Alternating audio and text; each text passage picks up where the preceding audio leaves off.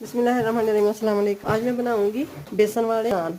ये मैंने 2 आलू ले लिए, तो इसको कर लेंगे कद्दूकश और ये डाल देंगे प्याज और ये सब्ज़ धनिया, ये भी शामिल कर देंगे।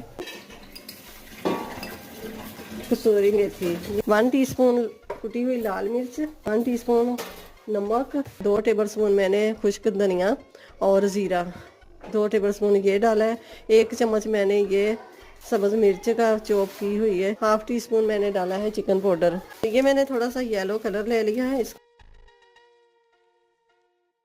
अब इसके ऊपर लगा लूँगी ये जो हमने आलू का बेसन बना के रखा हुआ है, ये ऐसे करके ना